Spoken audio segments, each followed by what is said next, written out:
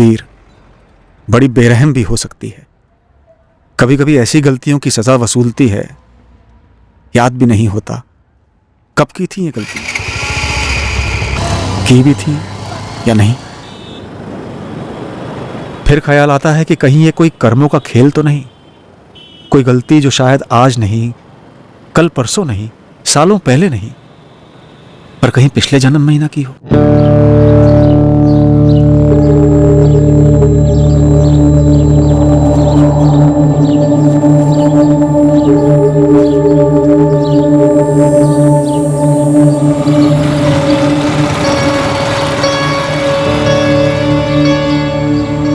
कई दिनों से ये आदमी मुझे यहीं खड़ा दिखता है। क्यों खड़ा है मुझे नहीं पता, पर इसकी नजर मुझ पर होती है। क्यों होती? क्या ये मुझ पर नजर रख रहा है? क्या ये मेरे बारे में कुछ जानता है या मेरे बारे में जानने भेजा गया है?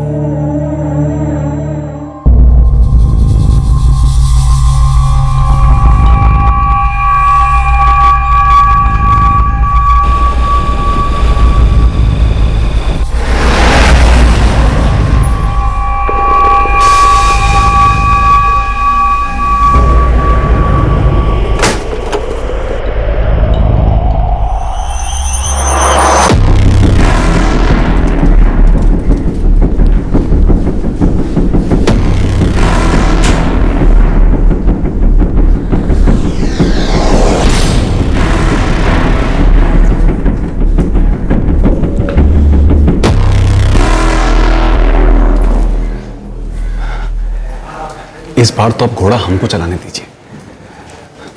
हमारा वक्त आ चुका है, हम एकदम तैयार हैं।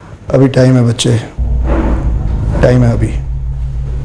जितना कहा गया है उतना ही करेगा तो। जी भैया जी, जी। जो ड्यूटी तुझे दी गई है उसी में लगा रहा। जिनकी फायरिंग की ड्यूटी है वो सही टाइम पर तुझसे मिलेंगे। जगह का मुआयना कराना, टारगेट दिखाना और काम होते ही निकल लेना। अगर ये सब मक्खन की तरह हुआ तो अगली जुबारी में घोड़ा तेरे हाथ में होगा।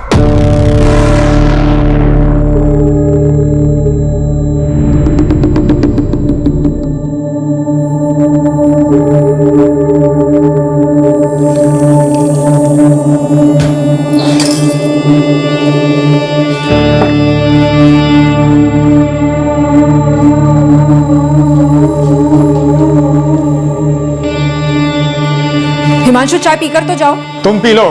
एक काम करो, ठंडी चाय से नहा लो।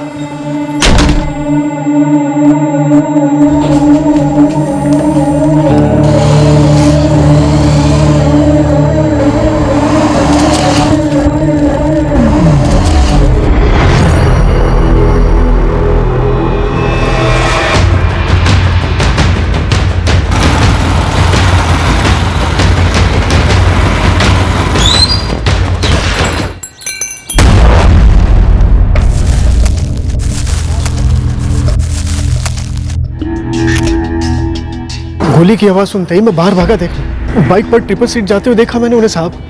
बाइक चलाने वाले के चेहरे पे गमछा था। हाउसिंग कॉलोनी के एक आदमी ने बताया कि हमारे पड़ोसी हिमांशु तिवारी को गोली लगी है। मैंने जैसे ही देखा अपने हिमांशु तिवारी पे गोली चली है, मैं चिल्लाते हुए कॉलोनी की तरफ गया। सर, सबसे पहले उनकी बीवी सुहासिनी जी को बताया, फिर बाकी लोगों को इकट्ठा किया। उनकी बेटी छोटी रंगोली हमारी दुकान पर ही आती है पेंसिल नोटबुक वगैरह लेने के लिए। हिमांशु तिवारी की मौत हो चुकी थी हॉस्पिटल ले जाने से पहले? जी हाँ, एम्बुलेंस आने से पहले 2-3 लोगों ने चेक किया था। तब तक वो मर चुके थे, उनकी सांस रुकी हुई थी। बाकी दोनों की शक्लें तो हमसे बेहतर तो हमारे सीसीटीवी ने देखी होंगी। हिमांशु तिवारी की मौत यहां आने के पहले ही हो चुकी थी इंस्पेक्टर। कितनी गोलियां लगी? 6। विक्टिम की बॉडी अभी पोस्टमार्टम के लिए भेज रहा हूं। हिमांशु तिवारी की बीवी और बच्ची दोनों अभी भी सदमे में हैं। उन्हें यकीन ही नहीं हो रहा कि हिमांशु तिवारी अब नहीं रहे। मम्मी, वो डॉक्टर और सब लोग क्यों कह रहे थे कि पापा मर गए हैं? नहीं बेटा, वो डॉक्टर ने ठीक से चेक नहीं किया। जब हम पापा को यहाँ लाए थे तब सांसें चल रही थी उनकी। नहीं चल रही थी मम्मी, नहीं चल रही थी।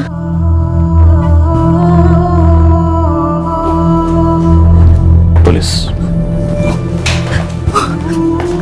हिमांशु की सांसें चल रही है ना, मतलब कोशिश हो रही है ना उन्हें बचाने की। यहाँ लाने से पहले ही आपके पति हिमांशु तिवारी गुजर चुके थे।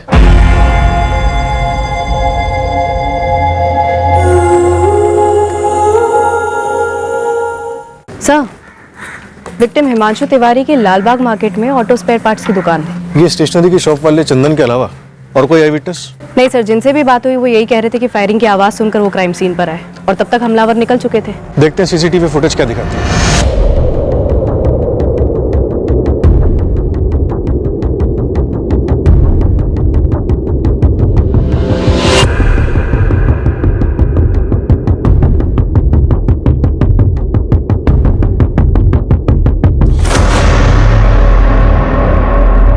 सर, दोनों शूटर में से एक शूटर वापस जाता है और 2 गोली दागता है, यानी डबल शूटिंग की गई, डबल श्योर होने के लिए कि टारगेट किसी भी तरह बचा नहीं रहे। लेकिन खुद को बचाने की कोई खास कोशिश नहीं की गई। सिर्फ बाइक सवार ने गमछा पहना हुआ है, बाकी के 2 लोग ऐसे ही हैं।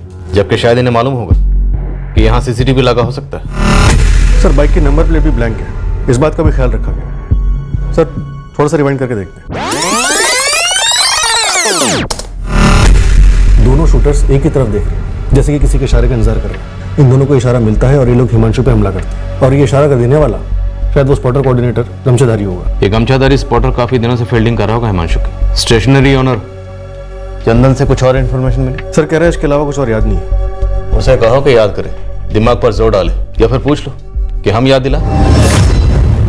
क्यों निशाना बनाया गया होगा हिमांशु तिवारी को? क्या इसकी ये रोज की रूटीन होगी, शाम के इसी वक्त घर से निकलना 4 बजे के आसपास? सर, ये तो उसकी वाइफ सुहासिनी बता सकती है, पर अभी तो वो काफी शौक में है। 4 गोलियां मारी गई और फिर कुछ सेकंड बाद 2 गोलियां और दागी गई।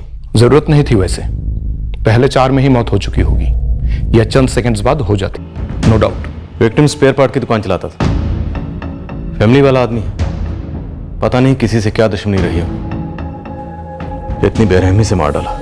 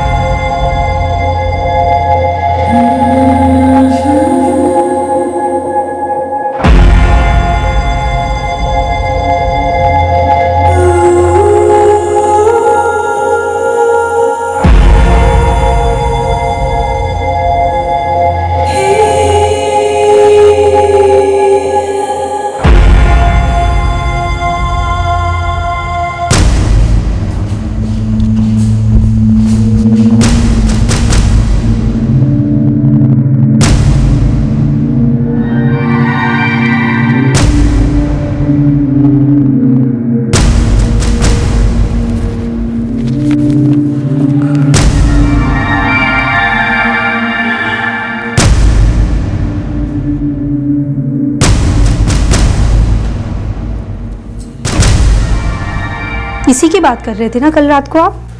हाँ, हिमांशु तिवारी 6 गोलियों से भून डाला इसे, वहीं के वहीं दम तोड़ दिया बंदे ने। कुछ पता चला क्यों मारा गया? अब तक तो नहीं, लेकिन कोई ना कोई कारण तो जरूर निकलेगा। वही होगा जो हमेशा होता है, जर जोरू या फिर जमीन का मामला।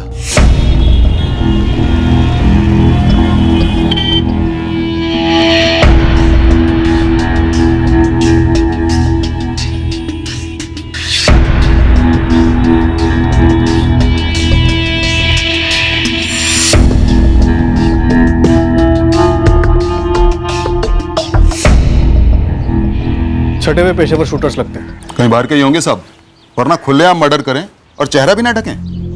लेकिन ये गमछे वाला तो यहीं का लौंडा लग रहा है, तभी तो अपना थोबड़ा छुपा के रखा है। लेकिन बहुत जल्दी बेनकाब कर लेंगे हम लोग। अगर ये तीनों प्रतापगंज के बाहर के परिंदे हैं तो इनके उड़ने से पहले इनको पकड़ना होगा। हर जगह बात घुमा दो। जी मालिक। मैडम, पहले कभी इस गमछे वाले को यहाँ आसपास देखा हो? ऐसा ध्यान तो नहीं आ रहा, और इसका चेहरा तो वैसे दिखाई भी नहीं दे रहा। लेकिन आपको तो पिछले कुछ दिनों की सीसीटीवी फुटेज निकाल के दे देता हूँ। पूरे 1 हफ्ते की सीसीटीवी फुटेज निकालो। जी। 1 मिनट रुको, 2 हफ्ते की निकालो। हिमांशु दोपहर 1:30 बजे दुकान से आते, खाना खाते, फिर सो जाते। शाम को 4 बजे उठकर चाय पीते, फिर दुकान को जाते। ये डेली की रूटीन थी हिमांशु जी की, तो शायद हिमांशु जी की रूटीन को स्टडी किया गया हो। अब चूंकि बाजार में उनकी दुकान के बाहर उन्हें मारना मुश्किल था, इसलिए कॉलोनी के बाहर की जगह को चुना गया, और वो भी दोपहर का वक्त। पर जीजा जी ये क्यों सर? हिमांशु ने किसी का क्या बिगाड़ा था? देखिए, इस तरह की ज्यादातर पेशेवर हत्या किसी पुरानी दुश्मनी या रंजिश की वजह से होती है। क्या ऐसा कुछ था? मेरे पति ने एक बार भी ऐसे किसी रंजिश या दुश्मनी की बात नहीं की थी। हाल फिलहाल में हिमांशु जी ने अपनी दुकान को लेकर या कारोबार को लेकर किसी परेशानी का जिक्र किया? ऐसे किसी परेशानी का जिक्र कभी नहीं किया उन्होंने। हमारा खुशहाल परिवार था सर, एक दूसरे के साथ हंसी खुशी रहते थे। हिमांशु चाय पीकर तो जाओ। तुम पी लो। एक काम करो, ठंडी चाय से नहा लो। सुहासिनी जी, आपकी लाल बाग वाली दुकान पर गौरव और विकास काम करते हैं, उनके साथ कोई खटास? वो लोग कई सालों से काम कर रहे हैं सर, भरोसेमंद है। क्या गौरव और विकास में से किसी ने कोई बड़ा लोन लिया था हिमांशु से? साहब, लोन लेने की कभी ज़रूरत ही नहीं पड़ी। हिमांशु से तनख्वाह वक्त पर देते रहे और बोनस भी देते रहे। साहब, उन्होंने तो हमारा बीमा भी करवाया था। सालों से काम करते थे ना उनके साथ? हाँ साहब। तो कभी किसी के साथ कोई अनबन, कोई दुश्मनी?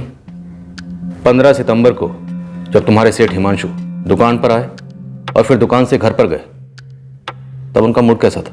15 सितंबर को तो वो दुकान पर आए ही नहीं थे। तो फिर वो घर कहाँ से लौटे थे? सर वो तो पता नहीं, हम सुबह दुकान खोलकर काम पे लग गए थे। तो तुम लोगों ने फोन करके पूछा नहीं? हमें लगा वो अपने दूसरे काम पे गए होंगे, उनका प्रॉपर्टी का बिजनेस भी था ना साहब। तो हिमांशु जी प्रॉपर्टी में भी डील करते थे? ब्रोकर थे? जी नहीं साहब, वो ब्रोकर नहीं थे, वो जमीनें खरीदते थे और जब उनके दाम बढ़ जाते थे तो बेच देते थे। सर, मैंने सुहासिनी से दोबारा वही सवाल पूछे जो आपने पूछे थे, लेकिन एक भी बार उसने प्रॉपर्टी डीलिंग के बिजनेस के बारे में जिक्र तक नहीं किया। ऑड है सर। क्या उसने जानबूझकर नहीं बताया कि हिमांशु परसों दुकान पर नहीं गया था? सर, क्राइम सीन से हिमांशु का फोन बरामद हुआ है। कुछ मिला शक करने लायक? किसी राजू चौधरी को कई कॉल्स हुए हैं 15 को, और उससे पहले भी कई बार। सर, इस राजू चौधरी से हिमांशु की लगभग रोज बात होती थी, दिन में कई दफे, लेकिन क्रियाक्रम के वक्त कोई राजू चौधरी नाम का आदमी आया नहीं था। इस राजू चौधरी का फोन स्विच ऑफ है? नहीं सर, ऑन है। मैंने मिस कॉल दिया था, कॉल रिकॉर्ड्स मंगाए हैं, सोचा फिर उठाते हैं। और हिमांशु के call records? On the way हैं सर। सर, हिमांशु के कॉल लिस्ट में सुहासिनी के 6 मिस्ड कॉल्स हैं, परसों सुबह 11:30 से 1:15 बजे के बीच के, जो शायद हिमांशु ने मिस किए या फिर उठाए नहीं। चंदन स्टेशनरी वाले की सीसीटीवी फुटेज से कुछ मिला? नहीं सर, चंदन ने 3 हफ्ते की फुटेज खंगाली। इनफैक्ट हमने भी फुटेज रीस्कैन की, लेकिन उसमें कोई भी बंदा ऐसा स्पॉट नहीं हो रहा है जो गमछेधारी की बॉडी टाइप से मैच करता हो या फिर कोई किसी पर नजर रख रहा हो।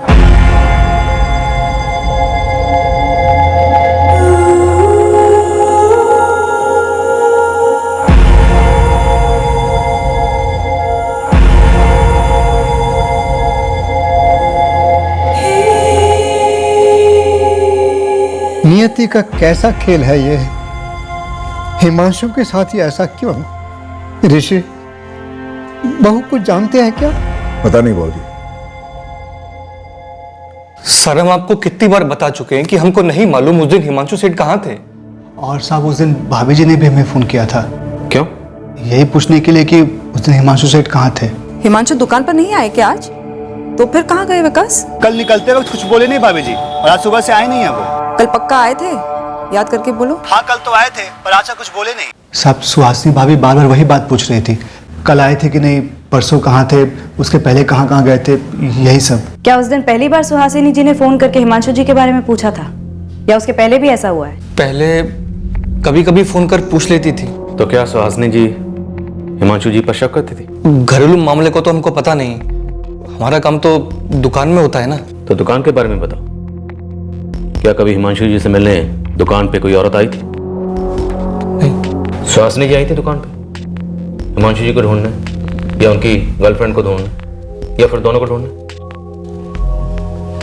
सुहासिनी जी, जिनका मर्डर हुआ है वो आपके पति है ना, हिमांशु तिवारी जी, तो आपसे 2-4 सवाल तो पूछने पड़ेंगे। मुझे ऐसा क्यों लग रहा है जैसे कि आप मुझ पर ताना कस रही हैं?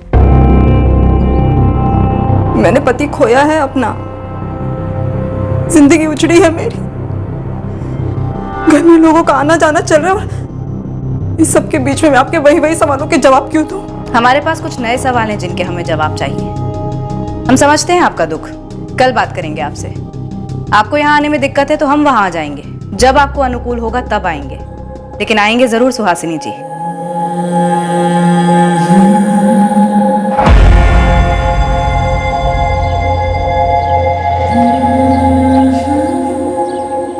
तुम और रंगोली कुछ दिनों के लिए हमारे यहाँ शानपुर क्यों नहीं आ जाते? देखती हूँ माँ, यहाँ पर भी बहुत सारे अधूरे काम पड़े हैं, समझ में नहीं आ रहा है माँ, शुरुआत कहाँ से करूँ?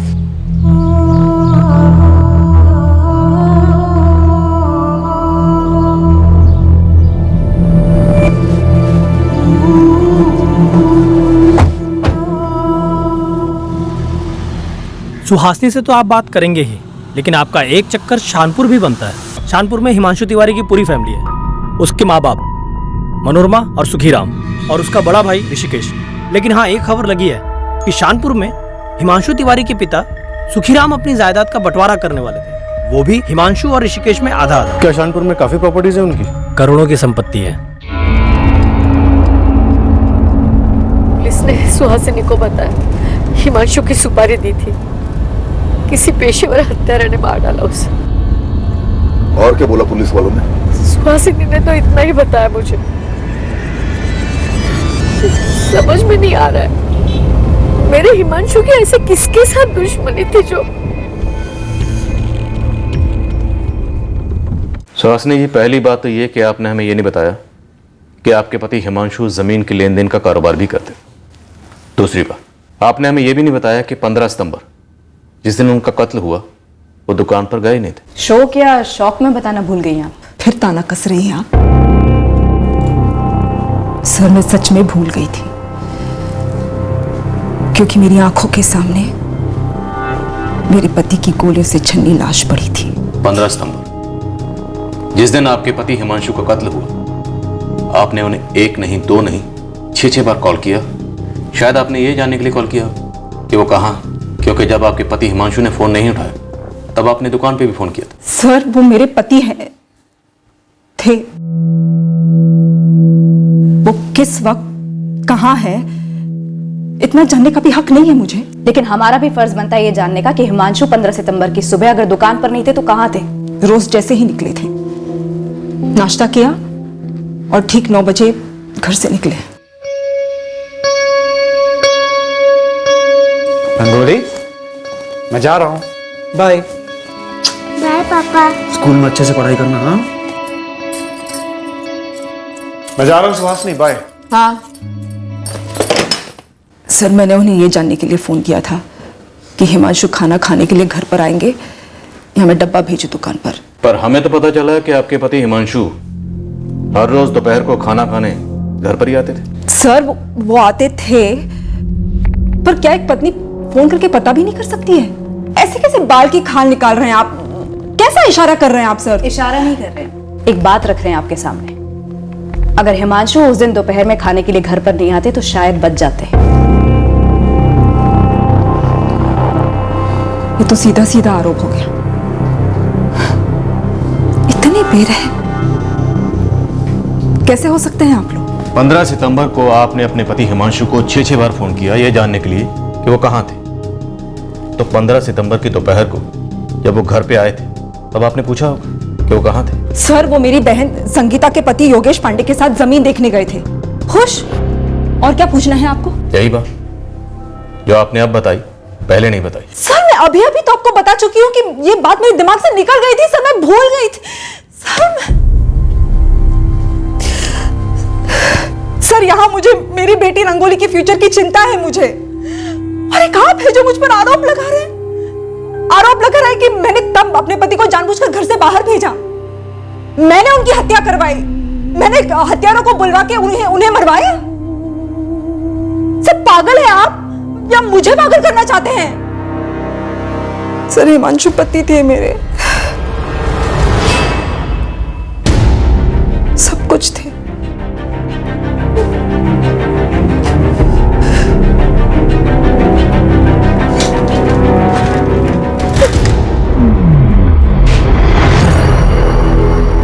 ये सुहासिनी जितना बता रही है उससे कहीं ज्यादा छुपा रही है।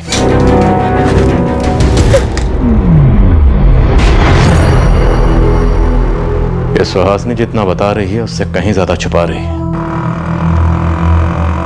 शायद उस दिन सुहासिनी ने यह सुनिश्चित किया था कि हिमांशु रोज की तरह दोपहर को घर आए खाने को और रोज की तरह चाय पीकर दुकान के लिए निकले। कॉल रिकॉर्ड्स निकलवाए सुहासिनी के। सर एक रिक्वेजिशन डाल देती हूँ सुहासिनी के कॉल रिकॉर्ड्स के लिए। और सर गुप्ता सर शानपुर गए हैं। हिमांशु अपने साड़ू योगेश पांडे के साथ गया था जमीन देखने कत्ल की सुबह। उसे हाजिर करो। जी सर। और इस राजू चौधरी का क्या हुआ जिसका नंबर बार बार फीचर हो रहा है हिमांशु की कॉल लिस्ट? सर उसकी कॉल रिकॉर्ड डिटेल्स आनी अभी बाकी है। यहाँ इतना कुछ है।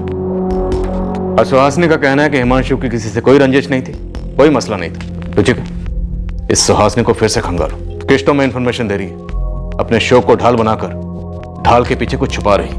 पक्का।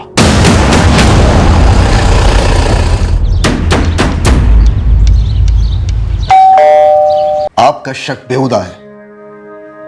बाबूजी के प्रॉपर्टी में हिमांशु का बराबर का हक था, हक है, और सुहासिनी को वो हक मिलेगा। ये सच्चाई है। आप चाहे जमीन आसमान एक करो, मेरे खिलाफ आपको कोई सबूत नहीं मिलेगा। किस बात का सबूत? सुपारी देने का? अपने भाई का कत्ल करवाने का? नहीं, दरार का, रंजिश का। अब जरूरी नहीं कि प्रॉपर्टी का बंटवारा होते वक्त दो भाइयों में दुश्मनी हो। उनको देखिए, बोलना बंद हो गया मेरे बाबूजी का। सर, जल्द से जल्द पता कीजिए किसने मारा मेरे भाई को, किसने की मेरे माँ और बाबूजी की हालत। ऋषिकेश जी, आपके पास एक से ज्यादा फोन नंबर्स हैं? जी, जितने भी हैं सब लिखवा दीजिए। आप अब भी मुझ पर शक कर रहे हो? दुख भरे भावुक दुखड़े सुनकर फैसले करना सिर्फ किस्से कहानियों में होता है, हकीकत में नहीं।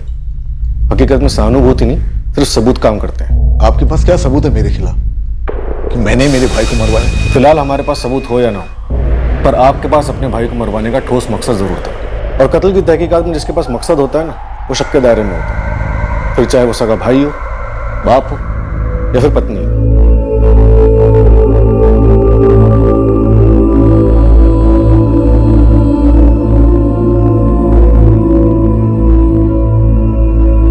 मम्मी, जब आप और पापा की लड़ाई होती थी जब बहुत रोना आता था, अब लोग रह के लड़ाई ही जीतती।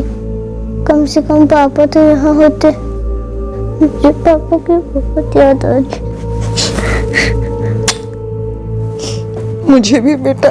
तो फिर आप उनके साथ इतनी लड़ाई क्यों करती थी? मम्मी, पापा को किसने मारता रहा? क्यों मारता रहा? मुझे नहीं पता बेटा, मुझे नहीं पता।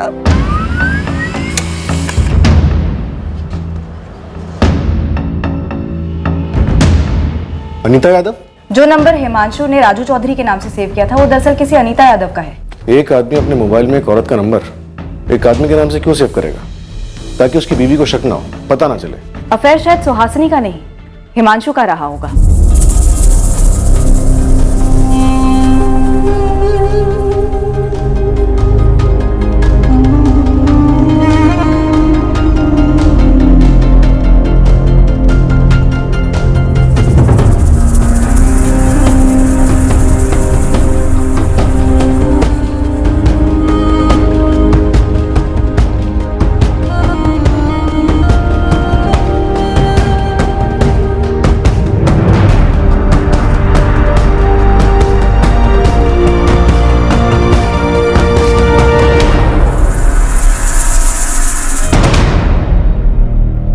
सर इतने कॉल्स होते रहे हिमांशु और अनीता यादव के बीच में, मतलब रिश्ता करीब ही रहा होगा।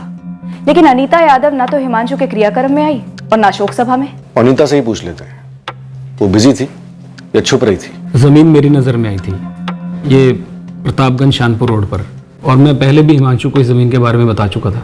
तो 15 सितंबर को आप और हिमांशु वो जमीन देखने गए? जी, जमीन के मालिक से बात भी हुई थी हमारी।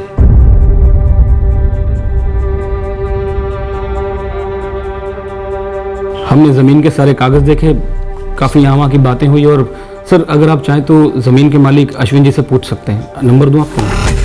फोन रिकॉर्ड्स है हमारे पास। आपके और हिमांशु के फोन रिकॉर्ड से पता चलता है कि आपके फोन की लोकेशन 15 सितंबर को प्रतापगंज शानपुर रोड ही थी। तो सर सच ही बोल रहा हूँ ना मैं। हमने कब कहा आप झूठ बोल रहे? और झूठ बोलने की वजह है क्या? बिल्कुल नहीं। 1 बजे हम लोग वहाँ से निकल गए और करीबन 2 बजे हिमांशु ने मुझे मेरे ऑफिस ड्रॉप किया। आपको ड्रॉप करने के बाद 2:30 बजे हिमांशु घर पहुंचे और फिर 2:55 पर सुहासिनी ने आपको फोन किया। जी हाँ, सुहासिनी ने फोन किया था। वजह?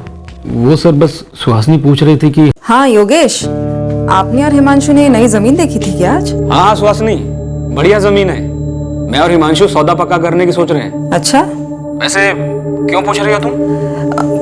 बस ऐसे ही। तो क्या सुहासिनी भी जमीन के लेन देन में हाथ बटाती थी? जी नहीं सर। तो फिर फोन क्यों किया? वो ऐसे ही सर। फिर 3:55 पर जैसे ही हिमांशु घर से निकला, सुहासिनी ने आपकी पत्नी संगीता को फोन किया। सर सगी बहनें हैं दोनों। वो दोनों सगी बहनें, आप सगे जीजा हैं और हिमांशु सगा पति था, जो इस फोन कॉल के दौरान ठीक 4:01 पर 6 गोलियों से भून दिया गया। सर मुझे समझ नहीं आ रहा कि ये दोनों बातें आपस में जुड़ी कैसे? आप कहना चाहते हैं कि क्या संगीता और सुहासिनी को मालूम था? मालूम था क्या? आप कहना चाहते हैं कि संगीता और सुहासिनी मिलकर हिमांशु को, सर ऐसा क्यों करेंगी वो? यही तो हम जानना चाहते हैं। हमें सुहासिनी पर गहरा शक है। कोई अंधा भी बता सकता है कि सुहासिनी और हिमांशु के बीच में शक की गहरी खाई थी। सर मुझे कुछ नहीं पता। सर मैं एक ब्रोकर हूँ, जमीनों की डील करता हूँ। हिमांशु भी यही काम करता था। हमने कुछ जमीनें मिलकर खरीदी और अच्छा दाम मिलने पर मुनाफा बांट लिया। संगीता और सुहासिनी बहनें हैं, लेकिन सर वो अपनी जिंदगी जीते हैं, हम अपनी। सर मुझे इस बात का बिल्कुल भी अंदाजा नहीं है कि हिमांशु और सुहासिनी के बीच में कुछ गलत था। अनीता यादव कौन? कौन अनीता यादव सर? जी वो कुछ वजह से मैं हिमांशु की शोक सभा में नहीं आ पाई। क्या वजह है अनीता जी?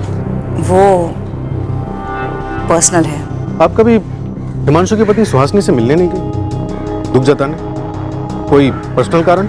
मैं सुहासिनी को नहीं जानती, बस उनके बारे में जानती हूँ। पर वो आपके बारे में नहीं जानती? शायद नहीं जानती हो। कैसे जाने? हिमांशु के फोन में तो आप राजू चौधरी हो। ये आपका निकनेम है या इसका भी कोई पर्सनल कारण है? साहब ये अनीता यादव IIM रोड पर चांदनी अपार्टमेंट में रहती है और उसका पति शरद किशोरीपुर में रहता है। अलग हुए? ना साहब, ट्रांसफर पर। अनीता का पति शरद PWD में इंजीनियर है। अनीता और शरद का कोई बच्चा नहीं है साहब। अनीता का पति शरद का किशोरीपुर में पर्चा खोलो। जी साहब, बिल्कुल। अच्छा, उन दोनों शूटर्स का कुछ पता चला? और उस गमछे वाले का? साहब वो दोनों शूटर 101% बाहर के हैं। उन दोनों को अपनी पूरी बिरादरी में किसी ने नहीं पहचाना। लेकिन वो गमछे वाला तो यहाँ का हो सकता है। बिल्कुल हो सकता है साहब, लेकिन उसने गमछा इतना टाइट बांध रखा है कि इतनी सी भी पहचान नहीं मिल रही है उसकी। सर 15 सितंबर को जब हिमांशु घर से बाहर निकला था 4 बजे, तब पति पत्नी में घमासान झगड़ा हुआ था। पड़ोसी ने बताया? हाँ सर, एडवोकेट रीटा मिश्रा ने। बगल वाला घर उसी का है। देखिए, झगड़े किस जोड़े के बीच में नहीं होते, पर चूंकि ये मर्डर का मामला है इसीलिए बता रही हूँ आपको। रोज होते थे झगड़े? कभी कोई मारपीट? कभी कोई मारपीट ना देखी ना सुनी। और सच कहूँ, मैं इन सब चीजों पर इतना ध्यान ही नहीं देती, टाइम ही नहीं है मेरे पास। पर उस दिन मेरे एक क्लाइंट घर आए हुए थे, प्रकाश सिंह, और इन लोगों के चिल्लाने की आवाज से हम डिस्टर्ब हो रहे थे। रीटा जी, मुझे लगता है ये पॉइंट हमारी तरफ से काम करेगा, इसे उठाना चाहिए। जरूर उठाएंगे प्रकाश जी। और ये पर मैं कहाँ जाऊँ? मुझे तो 24 घंटे पूरी जिंदगी रोज का है इनका ये झगड़ा। आप बताइए, आप क्या कह रहे थे? मैं कह रहा था वो ऐसा क्या करता हूँ मैं? क्या तकलीफ देता हूँ तुम्हें? बोलो ना। हम अंदर चलकर काम करते हैं। सारा दिन घर पे बैठ के प्लान बनाती रहती हो, कैसे जान खाई जाए हिमांशु की। झगड़ा बढ़ गया तो मैं प्रकाश जी को लेकर अंदर वाले कमरे में चली गई। हम डिस्कस ही कर रहे थे, यही कोई 10-1 मिनट ही हुआ होगा, तभी पूरी कॉलोनी में चिल्लाने की आवाजें आने लगी। अरे हिमांशु जी को गोली मार दी किसी ने। ये वही हिमांशु है ना जिसकी आवाज हमने अभी अभी सुनी थी? हाँ हाँ, हिमांशु तिवारी नेबर है मेरा। अरे उनकी आवाज अभी तो आ रही थी। हम कुछ समझ ही नहीं पाए, बस देखा कि सारे लोग कॉलोनी के बाहर भाग रहे थे। रीटा जी, क्या सुहासिनी अपने पति को मरवा सकती है? क्या बोलूं मैं, वैसे सालों से जानती हूं मैं उन दोनों को, दोनों ही डिसेंट हैं, पर लोगों के दिलों में, दिमाग में, घरों में क्या चल रहा है कोई कैसे बोल सकता है? आपको क्या लगता है? आप कह रही थी कि हिमांशु जी 15 सितंबर की सुबह अपनी दुकान पर नहीं गए थे। सोचिए, हिमांशु जी घर लौटे हो, उन्होंने खाना खाया हो, और शायद उसके बाद वो अपनी दुकान पर जाना ही ना चाहते हो। शायद ये झगड़ा पैदा किया गया हो जानबूझकर, हिमांशु जी को उकसाने के लिए, ताकि उन्हें गुस्सा आ जाए, उनका मूड ऑफ हो जाए, और वो रोज की तरह जब बाहर निकलते हैं उसी टाइम पर बाहर निकले। और हत्यारे पहले से ही वहां घात लगाकर बैठे हुए हो। देखिए, मैं तो बस एक थ्योरी पेश कर रही हूं, जैसे हम कोर्ट में करते हैं। That's it.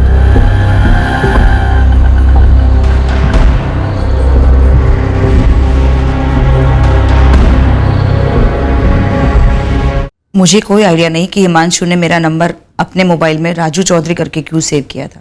हिमांशु और आप अच्छे दोस्त थे? सिर्फ दोस्त थे। आप जैसा समझ रहे वैसा कुछ भी नहीं था। हम क्या समझ रहे? यही ना कि हमारा अफेयर था। बिल्कुल नहीं था। वेल, अगर था भी तो इस वक्त हिमांशु तो है नहीं जिससे पूछे। आप ही से पूछ सकते। शादीशुदा होकर भी अकेले थे हम दोनों, इसलिए एक दूसरे का दुख दर्द समझते थे। क्या दुख था आपका और क्या दर्द था हिमांशु का? आप दोनों के इस दुख दर्द से किसी को तो बड़ा दर्द हुआ होगा, आपके पति को या फिर हिमांशु की पत्नी को। आप सोच रहे हैं वैसा कुछ भी नहीं था सर। हम समझते थे एक दूसरे को, बातें करते थे। सिर्फ बात करते थे, अफेयर नहीं था? मतलब वो क्या कहते हैं कि प्यार को प्यार ही रहने दो, रिश्तों का नाम ना दो, ऐसा कुछ?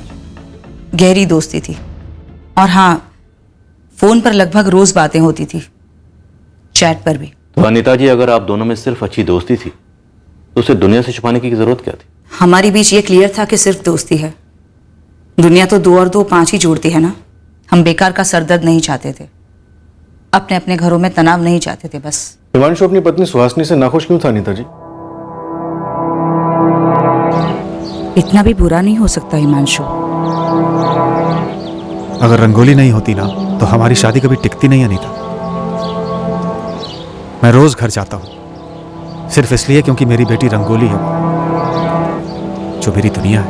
लेकिन रंगोली को तो तुम दोनों चाहिए ना, और वो भी लड़ते हुए नहीं चाहिए। तुम्हें रंगोली की खातिर सुहासिनी को एक और मौका देना होगा। 12 साल कम नहीं होते अनीता,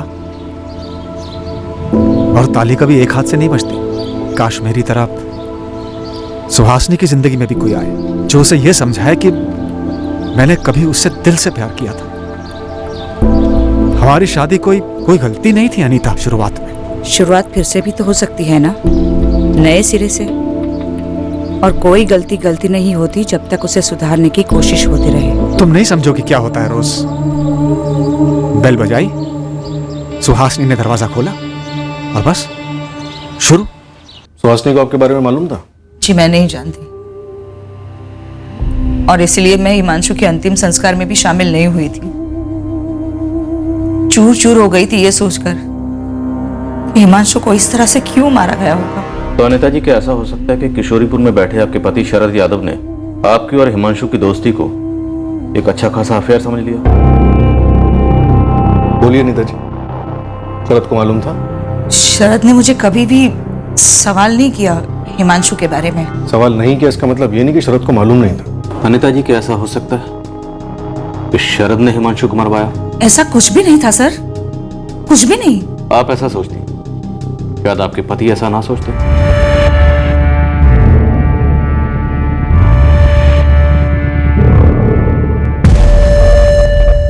ये हाफिज मलिक और ये यूनुस शेख। कौन से गिरोह के? कोई माई बाप नहीं इनका, ये तो एक दूसरे के भी नहीं है।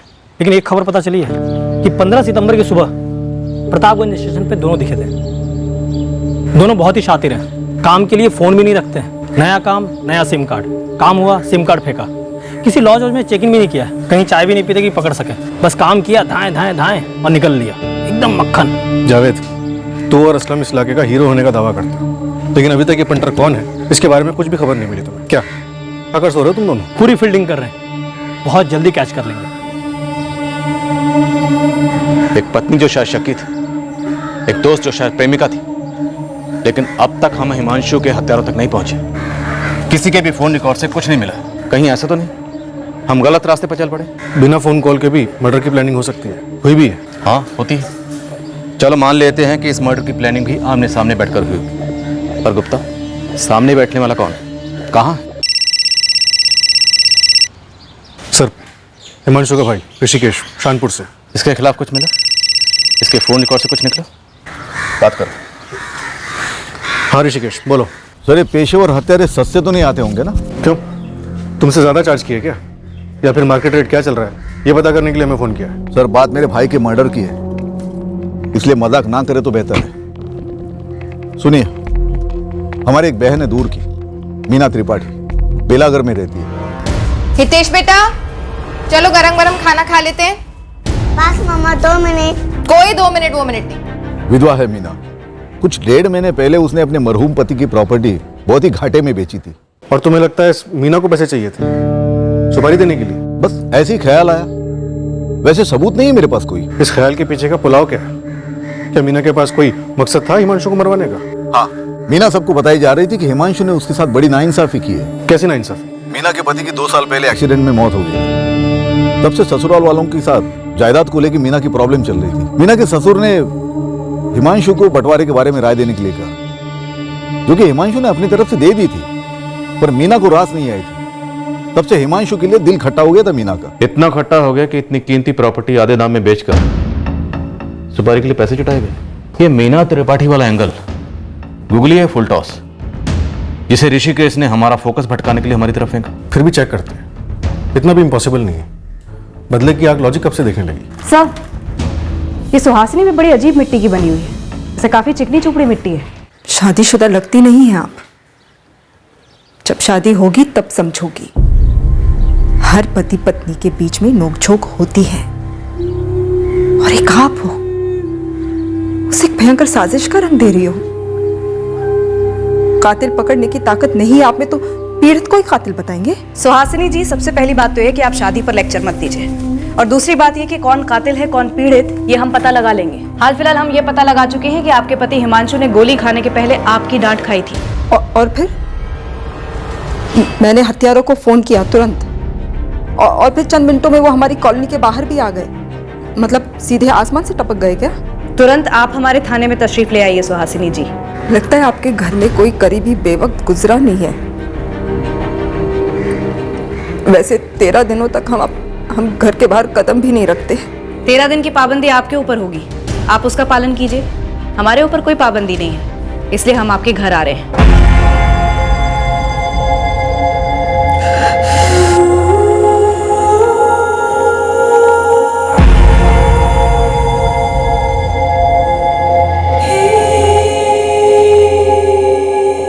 सुहासिनी, तुम्हारी हर रोज की झिकझिक की वजह से ना मुझे ऐसा लगता है कि इस घर में कभी नहीं लौटूं, कभी नहीं। तुम्हारे पास कहीं और जाने का ठिकाना जो है। लेकिन एक बात याद रखिए हिमांशु, मैं पत्नी हूं तुम्हारी, और तुम्हारी 11 साल की बच्ची भी है घर में, इसलिए घर आना या ना आना ये कोई चॉइस नहीं है तुम्हारे पास। और इस घर में ना तुम्हारी मनमर्जी नहीं चलेगी। हमसे तो बात करना ही बेकार है, जाओ तुम। अरे मैं कहां जाऊं? मेरे पास तो ऐसा कोई है ही नहीं जाने के लिए, वो तो तुम्हारे पास है। मुझे तो 24 घंटे पूरी जिंदगी तुम्हें झेलना होगा। अरे क्या झेलती हो तुम? ऐसा क्या करता हूं मैं? क्या तकलीफ देता हूं तुम्हें? बोलो ना, एक बार खुल के बोलो। सारा दिन घर पे बैठ के प्लान बनाती रहती हो, कैसे जान खाई जाए हिमांशु की, कैसे जान से मार दिया जाए अपने पति को। तुम फिक्र ना करो, एक दिन ना, और बहुत जल्दी आएगा वो दिन जब मैं इस घर में वापस लौटूंगा ही नहीं। फिर पूरे सुकून के साथ रहना तुम, ठंडक मिलेगी तुम्हारी आंख को। अरे अब सारा गुस्सा चाय पे निकलेगा? शुक्र करो चाय पे निकाल रहा हूं। चाय पी के जाओ हिमांशु। खुद पी लो। एक काम करो, ठंडी चाय से नहा लो। सर, लगता है ये सुहासिनी बहुत बड़ा गेम खेल रही है। सोच रही है आंसुओं से हमारी आंखों में धूल झोंकेगी। सर, सुहासिनी की बहन संगीता को भी उठाते हैं। ये सुहासिनी हमारी पहली सस्पेक्ट नंबर 1 थी, और अब ये बेलागढ़ की मीना, हिमांशु की कजन भी आ गई हमारी लिस्ट में। और सर, अनिता का हस्बैंड शरद यादव तो जाहिर सा सस्पेक्ट है। जब हमने इस केस की तहकीकात शुरू की तब हमें बताया गया था कि हिमांशु एक बहुत ही सीधा साधा इंसान है, जिसकी किसी के साथ कोई दुश्मनी नहीं हो सकती। सर, शायद वाकई में सीधा साधा इंसान रहा होगा हिमांशु, तभी तो शक नहीं कर पाया कि कोई उसके खिलाफ साजिश कर सकता है। और अब उसके कत्ल के बाद हमारे हाथों इस साजिश की कोई भी कड़ी नहीं लग रही है। सर, ये अनीता दोस्ती वोस्ती कुछ भी बोले, लेकिन ये अफेयर ही रहा होगा। लेकिन ऐसी फीलिंग आ रही है कि ये मर्डर शायद इस अफेयर से ना जुड़ा हुआ, किसी और अफेयर से जुड़ा हुआ, शायद सुहासिनी के किसी अफेयर से।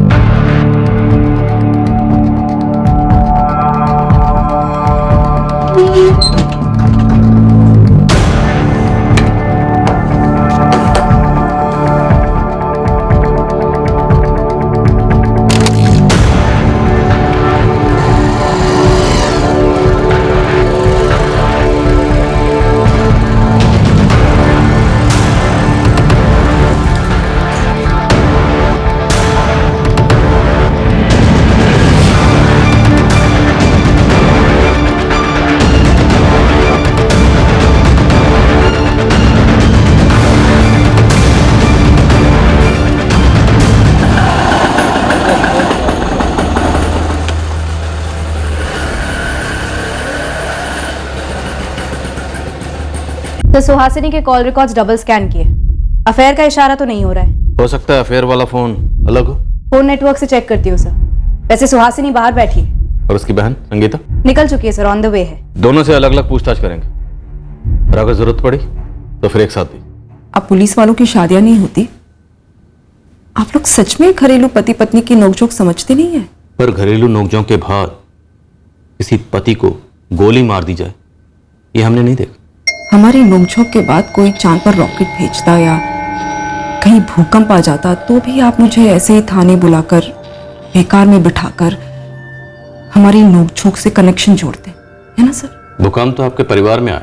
हमारी नोकझोंक भी उसी परिवार को लेकर होती थी सर। हिमांशु को काम के परे कुछ नजर ही नहीं आता था। ठीक है, मेरे लिए ना सही, कम से कम हमारी बेटी रंगोली के लिए तो समय निकालते, पर नहीं। तो आप ये कहना चाहती हैं कि आपकी और आपके पति हिमांशु के बीच में इतने अरसे से, सालों से झगड़ा और नोकझोंक सिर्फ इसलिए होती थी क्योंकि वो रंगोली का वक्त नहीं देते थे? और क्या कारण था सर, आप बताइए ना। कारण था अनीता यादव। कौन अनीता यादव? ये मत पूछिए कौन अनीता यादव, क्योंकि अनीता यादव कौन है ये आपकी बहन संगीता भी जानती। 3:55 पर आपके पति हिमांशु घर से निकले, 4:01 पर उनका कत्ल हो। इन्हीं 6 मिनटों में आपने अपनी बहन संगीता को फोन भी कर लिया। उसके पहले 2:55 पर आपने अपने जीजा योगेश पांडे को फोन किया। 6 बार अपने पति हिमांशु को फोन किया, दुकान पर फोन किया। इन सारे कॉल्स का एक ही मकसद था, अपने पति हिमांशु का झूठ पकड़ना और अनीता यादव का सच जानना। आपकी और आपके पति दोनों के बीच की नोकझोंक और झगड़े की वजह अनीता यादव थी ना। हिमांशु चाय पीकर तो जाओ। तुम पी लो, एक काम करो, ठंडी चाय से नहा लो।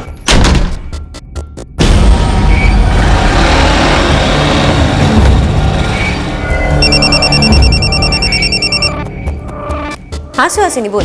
मुझे लगता है कि योगेश भी झूठ बोल रहा है। तो तुझे लगता है कि योगेश भी जीजा जी का साइड ले रहा है? इधर हिमांशु आग बबूला होकर घर से बाहर निकला और उधर सुहासिनी ने तुम्हें फोन किया। गपशप करने के लिए तो फोन किया नहीं होगा। दरअसल गपशप करने के लिए ही किया था। बहनें हैं हम दोनों और सबसे अच्छी सहेलियां भी। ये तो हमारी बदनसीबी है कि उसी वक्त किसी ने जीजा जी की हत्या कर दी, और उससे भी बड़ी बदनसीबी ये कि उनके कातिलों का पता लगाने के बजाय आप लोग हमारे जख्मों पर नमक रगड़ रहे, खासकर मेरी बहन के। क्या आप दावे के साथ कह सकते हैं कि उनकी जिंदगी में कोई औरत थी और वो ये अनीता यादव थी? सबूत क्या है आपके पास? सुहासिनी जी, अफेयर के सबूत तो आपको मिले हों, तभी तो हिमांशु को मौत मिली। मत कहिए ऐसा सर, मैं तो कभी पता लगा ही नहीं पाई। सर मुझे लगता जरूर था कि कोई है, पर वो कौन है मैं कभी जान नहीं पाई। और आप अब मुझे बता रहे कि कोई थी, वाकई में थी। आपको कैसे पता चला? वैसे ही जैसे आपको पता चला राजू चौधरी से, जिससे आपके पति हिमांशु की कई बार बात हो। राजू चौधरी?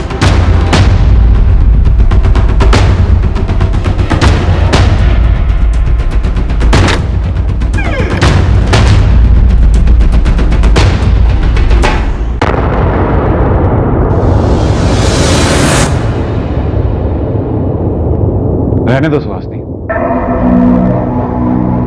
फोन तो छुपा लोगी, लेकिन तुम्हारी आंखों में जो यह बेबुनियाद शक है, इसे कैसे छुपाओ? जैसे तुम छुपाते हो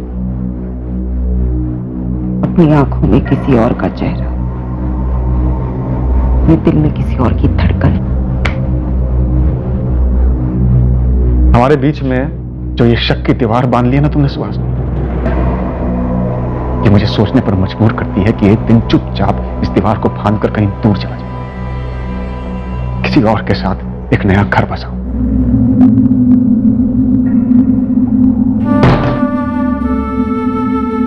अनीता का नंबर हिमांशु ने राजू चौधरी के नाम से सेव किया था।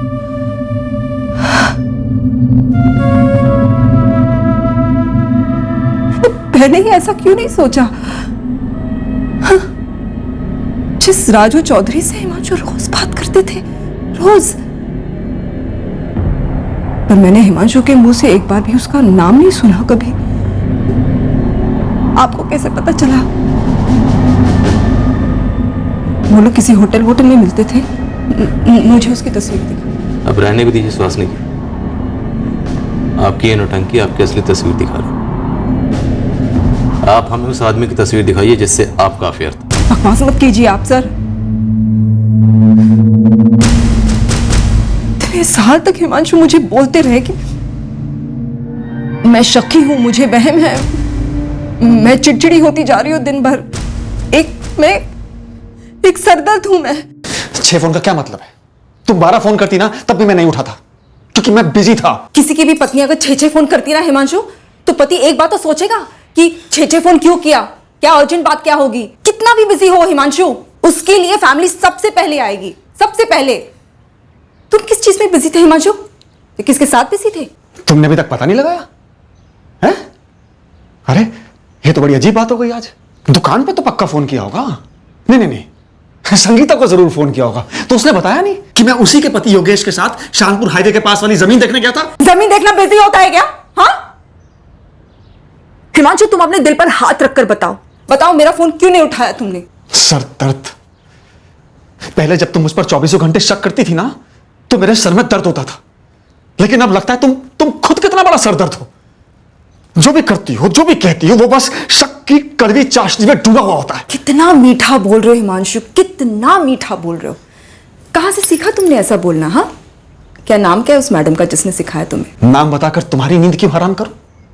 तुम सिर्फ इतना समझ लो कि उसका नाम सुहासिनी नहीं है। और हाँ, मैं उसी के साथ था। हम दोनों मिलकर प्लान कर रहे थे कि कैसे एक हुआ जाए। मैं तो एक अरसे से प्लान कर रहा हूं, बस उसको अंजाम देने के लिए सही मौका ढूंढ रहा हूं। हाँ सच है, ढूंढ ही रहे होंगे तुम। किसी को अगर जीते जी नर्क में जाना हो ना, तो मैं उसे अपनी जिंदगी दे दूं। मैं हिमांशु से लड़ी थी क्योंकि मुझे लगभग यकीन था कि हिमांशु योगेश के साथ नहीं था। सुहासिनी के दिमाग में एक शक घर कर गया था कि जीजा जी का किसी से कोई अफेयर चल रहा है। और उस दिन दोपहर का फोन किस बारे में था? पता करने कि कहीं मेरे पति योगेश झूठ तो नहीं बोल रहे। सुहासिनी, अब ये थोड़ी ज्यादा ही जाती नहीं हो रही है? संगीता, जाती मेरी जिंदगी के साथ हो रही है। हिमांशु तो कई बार कह चुके हैं मुझे कि वो मुझे एक ना एक दिन छोड़ देंगे। पर योगेश जीजा जी का साथ क्यों देंगे? शायद मर्दों की सोच ही ऐसी हो, एक दूसरे के अफेयर छुपाओ। तो अब तुम योगेश पर भी अफेयर का आरोप लगा रही हो। सुहासिनी, असलियत में जीना सीखो, ये वहमों के कैद खानों से बाहर निकलो। हिमांशु ने ये सब कहा है मुझे। संगीता, मैं कोई मनगढ़ंत कहानी नहीं बता रही हूँ तुम्हें। पर सुहासिनी, तुमने कभी सोचा है जीजा जी ने खुद सामने से आकर ये बात नहीं कही होगी? हमेशा किसी झगड़े के आखिर में ये बात कही होगी, और झगड़ा हमेशा तुम ही शुरू करती हो। तुम भी उसी का साथ दे दो, जाओ तुम। ये वहम, ये अफेयर वाला शक कब पैदा हुआ? कब का तो मुझे नहीं पता, लेकिन काफी वक्त से था जरूर। संगीता, तुमने इतनी बड़ी बात हमसे छुपाई, और क्या छुपा रही हो? क्या मतलब है आपका? तुम्हारी बहन सुहासिनी दूध की धुली है या फिर वो भी अफेयर का इत्र लगाती थी? ये क्या बेहुदा बातें कर रही है आप? तो मैं गलत नहीं थी? पूरी तरह सही भी नहीं थी। हम ये जानना चाहते हैं कि कहीं अपने वहम को दूर करने के लिए आपने अपने पति हिमांशु को तो दूर नहीं कर दिया? मैंने नहीं मारा हिमांशु को सर। मैं कितनी बार वही बात बताऊं आपको। अरे सुहासिनी भाभी जी, अरे हिमांशु जी को गोली मार दी किसी ने। भाभी जी, क्या हुआ? अरे हिमांशु जी को गोली मार दी किसी ने। क्या बकवास कर रहे हैं आप? अरे भैया कहाँ जा? अरे कॉलोनी के बाहर पड़े हुए खून बह रहा है। हाँ। कहाँ? मैं एम्बुलेंस में प्रार्थना करती रही कि हिमांशु बच जाए। अपने आप को कोसती रही कि क्यों झगड़ा किया मैंने हिमांशु के साथ। कितनी बार सोचा मैंने कि काश झगड़ा नहीं किया होता मैंने उनके साथ। शायद वो उस दोपहर को घर पर आराम करना चाह रहे थे, बस झगड़े की वजह से वो गुस्से में निकल गए। नहीं चाहते तो बच जाते,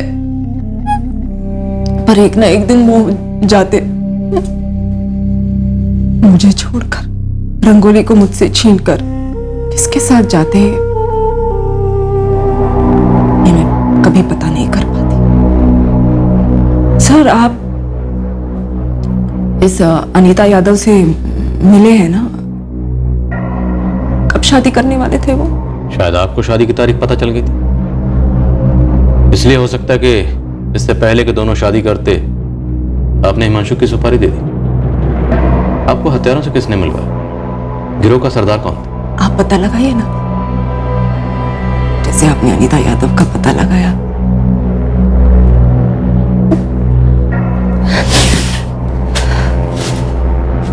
सर, मैं जाऊं? मैं बहुत थक गई हूँ, मुझे घर जाना है। सुहासिनी तिवारी काफी अच्छे से दर्शाती है उसका सदमा, उसका चौंक जाना, पर अभी भी वो अपना असली चेहरा दिखा रही है या अभी भी मुखौटा पहने हुए, ये तय कर पाना मुश्किल है। सर, फोन नेटवर्क कंपनी से जवाब आया है। सुहासिनी के नाम पर कोई भी दूसरा नंबर रजिस्टर्ड नहीं है। हो सकता है इस अफेयर में कोई फोन इस्तेमाल ही ना हुआ। सुहासिनी अपने प्रेमी से चुपचाप मिलती रही। पीछा करो। सर, सुहासिनी की बेटी रंगोली से अलग से बात करें? नहीं रुचिका, वो बच्ची है, रहने देते। पहले हम ट्राई करते हैं, अगर कुछ ठोस हाथ लगा तो फिर बात करेंगे। हिमांशु की कजन मीना त्रिपाठी, उसका क्या हुआ? सर, मीना त्रिपाठी के कॉल रिकॉर्ड्स तो ठंडे हैं। गुप्ता सर का मैसेज आया था, वो बेलागढ़ में मीना त्रिपाठी तक पहुंच गए। हिमांशु मेरा कजिन था, जाहिर है उसकी मर्डर की खबर सुन के मुझे बुरा लगा है, लेकिन आप मेरे पास क्यों आए हैं? ये गमछाधारी मास्टरमाइंड लगता है, और इन दोनों शूटर्स ने हिमांशु पर गोलियां चलाई थी। प्रोफेशनल काम करने वाले लगते हैं, काफी बड़ी रकम लेते हैं मर्डर की। तो आपके स्वर्गवासी पति की एक जमीन थी रामाबाग में, जो आपने पिछले महीने बेची। उसका इन पेशेवर हत्यारों से क्या ताल्लुक है? आप सीधे सीधे बताएंगे क्या टेढ़ा सोच रहे हैं? जमीन के बंटवारे को लेकर आपके अपने ससुराल वालों के साथ अनबन थी? काफी जानकारी निकाल कर आए हैं आप। बिल्कुल। जमीन के बंटवारे में अपनी राय देने के लिए आपके ससुर ने हिमांशु को बुलाया था, और हिमांशु ने जो राय दी वो आपको नाइंसाफी लगी, और जमीन बेचने के ठीक 1 महीने के बाद इन महंगे शूटर्स ने हिमांशु को शूट कर दिया। अब बोलिए। हिमांशु के साथ मेरी कोई निजी दुश्मनी नहीं थी। हाँ, वो बंटवारे का फैसला खटका था मुझे। मेरे सर पे मेरी बेटी की जिम्मेदारी, इसलिए अपने ससुराल वालों के सामने कुछ मांगे रखी थी मैंने। 50-50 हो रहा है मीना, इसमें नाइंसाफी कहां हुई है? तकदीर ने मेरे साथ नाइंसाफी की है, मेरे पति को मुझसे छीनकर। आप लोग थोड़ा बड़प्पन नहीं दिखा सकते? मेरी हालत नहीं देख सकते? इस घर की विधवा हूं मैं, बेवक्त हुई विधवा। लेकिन मीना बेटा, हम राजेश के साथ नाइंसाफी नहीं कर सकते। राजेश जवान है, अभी अभी नौकरी शुरू की है, पूरी जिंदगी रखी है उसके सामने, लेकिन मुझे मेरी नई जिंदगी ढूंढनी है। लेकिन मीना, तुम्हारे पति रुपेश ने जिंदगी भर जो भी कमाया, जो भी इन्वेस्टमेंट्स किए, वो सब तो तुम्हारे और तुम्हारे बेटे के नाम पर ही है ना। उसमें से तो कोई भी हिस्सा ये परिवार तुमसे नहीं मांग रहा, क्योंकि वो गलत भी होगा। लेकिन केशव अंकल की प्रॉपर्टी पर राजेश और रुपेश दोनों भाइयों का बराबर का हक बनता है। नाखुश हुई, लेकिन लड़ी नहीं। जो होना था हो गया, मामला खत्म है। हिमांशु भी खत्म है। क्या ये मामला, ये रंजिश हिमांशु से थी? इंस्पेक्टर साहब, आपको बहुत गर्मी लग रही होगी ना, और इस किराए के मकान में एक कूलर तक नहीं है, और मैं हिमांशु के खिलाफ भड़ास निकालने जमीन बेचकर उसके कत्ल की सुपारी दूंगी। कितने की सुपारी दी थी? किसने उठाई थी सुपारी?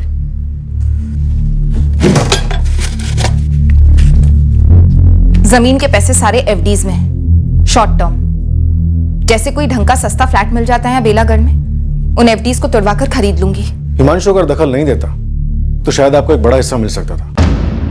किराए के मकान की जगह एक बड़ा आलीशान घर हो सकता था। कूलर तो छोड़िए, घर के अंदर एक एसी हो सकता था। मेरे पति रुपेश को छीनकर अगर तकदीर दखल नहीं देती तो हिमांशु की या किसी की भी दखल की गुंजाइश ही नहीं होती।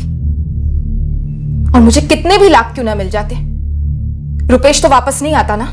वैसे बदले के सुकून का कोई मोल नहीं होता। मेरा 10 साल का बेटा है, मेरी जान है वो। इतना संगीन जुर्म करके मैं उसकी जिंदगी के साथ खिलवाड़ नहीं कर सकती। आप गलत गलियां छान रहे हैं। जो गलियां हम छान रहे थे, अगर वो गलत थी तो वो कौन सी सही गली थी जहां हमें इस कत्ल की जड़ मिलती, और उस गली तक हम पहुंचते कैसे? ये सबसे बड़ा सवाल तलवार बनकर लटक रहा था हमारे सर पर। अनीता यादव के पति शरद यादव के खिलाफ भी हमें कोई संदेहजनक सुराग नहीं मिल रहा था।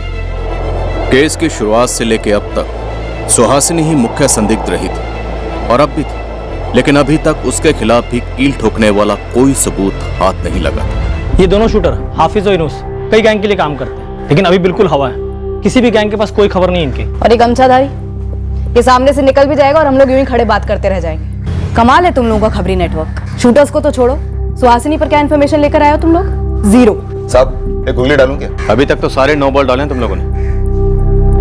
बोल। अरिहंत कॉलोनी के बाहर सुहासिनी के घर पर नजर रखे हम लोग, वो खुद तो कहीं आती जाती है नहीं, तो हमें लगा कि हो सकता है कि कोई इससे मिलने के लिए आता हो। तो कोई आता है? देखा तुम लोगों ने? सुहासिनी क्या नहीं साहब, सुहासिनी के घर के बगल वाले घर में एडवोकेट रीता मिश्रा के यहाँ प्रकाश सिंह लगभग डेली आता है। प्रकाश सिंह? जी मैडम। सर ये वही प्रकाश सिंह है जो रीटा मिश्रा के मौजूद था जब हिमांशु और सुहासिनी के बीच में झगड़ा हो रहा था। और सर शूट आउट के बाद भी क्राइम सीन पर ये दौड़ा दौड़ा आया था एडवोकेट रीटा मिश्रा के साथ। साहब प्रकाश सिंह का एक जमीन का मैटर है, एडवोकेट रीता मिश्रा के यहाँ वो इसी सिलसिले में आता है। और हिमांशु भी तो जमीन की डीलिंग करता था। वो तो आपने सुहासिनी के किसी प्यार का पता लगाने के लिए बोला था, तो मैंने सोचा कि रोज आते आते हो सकता है प्रकाश और सुहासिनी का कहीं कोई टाका पीट हो गया हो, या फिर ये भी हो सकता है कि प्रकाश का कोई पुराना लफड़ा हो हिमांशु के साथ जमीन को लेकर के। और होने को तो ये भी इत्तेफाक लगता है कि ठीक कत्ल की दोपहर प्रकाश सिंह वहीं था रीता के घर पे। सर ये रीटा मिश्रा ने मुझे बताया था कि कत्ल के ठीक पहले हिमांशु और सुहासिनी के बीच में जोरदार झगड़ा हुआ था, और फिर उसने एक थ्योरी भी पेश की थी कि शायद सुहासिनी ने यह झगड़ा जानबूझकर किया हो ताकि हिमांशु घर से बाहर जाए और मारा जाए। ये झगड़ा जानबूझकर किया गया हो हिमांशु जी को उकसाने के लिए, ताकि उन्हें गुस्सा आ जाए, उनका मूड ऑफ हो जाए और वो रोज की तरह जब बाहर निकलते हैं उसी टाइम पर बाहर निकले। सब बात तो बिल्कुल फिट बैठती है। ये रीटा मिश्रा मुझे उस दिन ऐसे जानकारी दे रही थी जैसे कोई कोर्ट में क्रॉस एग्जामिनेशन करके दलीलें पेश करता। पर हमें गुमराह करके रीटा मिश्रा को क्या मिलेगा? सर ये प्रकाश सिंह रोज एडवोकेट रीटा मिश्रा से मिलता है, वो भी उसके घर पर दोपहर में। सर ये हो सकता है कि प्रकाश सिंह और एडवोकेट रीटा मिश्रा इन दोनों ने मिलकर कोई साजिश रची हो।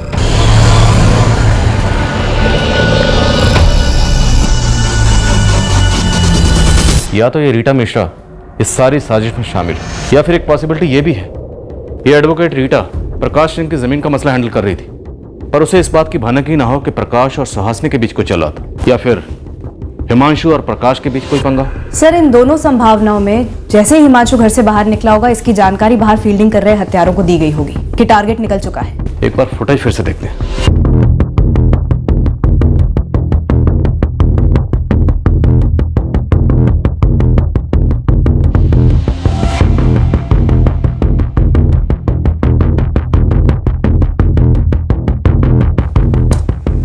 ये यूनुस और हाफिज, इन दोनों की बॉडी लैंग्वेज देखो, साफ दिख रहा है कि दोनों कंफ्यूज हैं। इन्हें पता ही नहीं है कि गोली कहाँ चलानी है, किस पर चलानी है। जब तक इनका ये मास्टरमाइंड गमछाधारी ने इशारा नहीं करता, उसके बाद ये गोली चलाते। अब इस गमछाधारी को किसी ने मैसेज किया या फोन किया, ये हम नहीं देख पा रहे क्योंकि वह वक्त फ्रेम में नहीं है। सर इस प्रकाश सिंह और उसके एडवोकेट रीटा मिश्रा दोनों की फाइल्स बनाते हैं, दोनों के फोन रिकॉर्ड स्कैन करते हैं, एक एक डिटेल्स निकलवाते हैं। अगर कुछ भी हुआ तो जरूर सामने आएगा।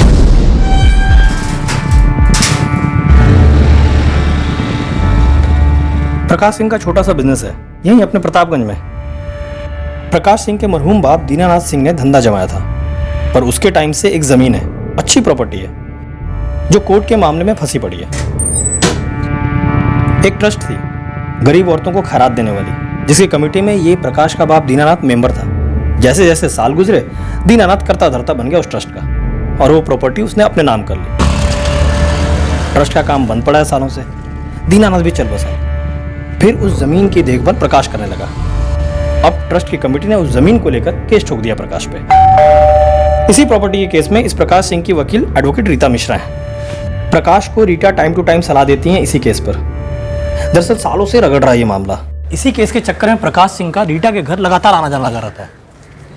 ये हिमांशु भी प्रॉपर्टी की डीलिंग करता था, इस प्रकाश सिंह का उससे कोई कनेक्शन? हम भी वही देख रहे हैं सर, लेकिन अभी तक कोई कड़ी जुड़ी नहीं है। एडवोकेट रीटा मिश्रा, इसकी क्या स्टोरी है? सर रीटा मिश्रा सिर्फ हिमांशु की पड़ोसन थे, और उसके कत्ल से रीटा मिश्रा को कोई फायदा होने वाला था, ऐसा अभी तक तो कुछ भी नहीं दिख रहा है। सर प्रकाश सिंह के फोन रिकॉर्ड्स चेक किए, उसके पड़ोसियों से भी बात की, और अरिहंत कॉलोनी में सुहासिनी के अड़ोस पड़ोस में भी बात की। दोनों के बीच में एक बार भी हाय हेलो भी नहीं हुई है। इस प्रकाश सिंह और हिमांशु के बीच भी कोई कनेक्शन नहीं बैठ रहा है। नहीं सर, ऐसे किसी प्रकाश सिंह को मैं नहीं जानता, और ना ही इस ट्रस्ट की प्रॉपर्टी के बारे में सुना है। रीटा मिश्रा को जानते हैं? जानता नहीं हूँ, नाम सुना है, हिमांशु की पड़ोसन है। वकील है शायद कोई सर। और ये प्रकाश उसका क्लाइंट है। उसी प्रॉपर्टी के सिलसिले में जब 15 सितंबर की दोपहर को हिमांशु सुहासिनी से झगड़ा करके घर से बाहर निकला और जिस वक्त उस पर हमला हुआ तब ये प्रकाश रीटा के घर में मौजूद था। सर आप कहना चाह रहे हैं कि उसने हिमांशु को मरवाया? अभी नहीं कह रहे, पॉसिबिलिटी है। इस पॉसिबिलिटी में कोई दम है, क्योंकि इस प्रकाश का ना तो हिमांशु से ना उसकी बीवी से और ना ही फैमिली के बाकी किसी मेंबर से कोई कनेक्शन दिख रहा है। सर ये महज एक इत्तेफाक हो सकता है कि जब हिमांशु पर गोली चली तब प्रकाश सिंह आसपास था, और ये भी एक इत्तेफाक हो सकता है कि प्रकाश सिंह की जमीन का मामला कोर्ट में अटका था और हिमांशु प्रॉपर्टी डीलर था। और अनिता यादव और उसका पति शरद यादव, उनसे कोई कनेक्शन हो सकता है? सर अभी तक तो नहीं दिख रहा है। हाँ असलम बोल। ये प्रकाश सिंह का हिमांशु और सुहासिनी के साथ क्या कनेक्शन है इसका तो पता नहीं चला साहब, लेकिन इस प्रकाश सिंह का गोली और बंदूक के साथ डायरेक्ट कनेक्शन है साहब। बंदे के पास लाइसेंस्ड गन है। किससे खतरा है प्रकाश? लंबी कहानी है साहब। 2010 में प्रकाश सिंह का गन का लाइसेंस इशू हुआ था और 2011 में एक ऐसा वाकयात हुआ जिसे सुनकर आप भी चौंक जाएंगे। बोल असलम, हम चौंकने के लिए मरे जा रहे हैं। इस प्रकाश सिंह की जो प्रॉपर्टी है ना साहब, कोर्ट में जो फंसी हुई है, उस प्रॉपर्टी पर शूट आउट हुआ था।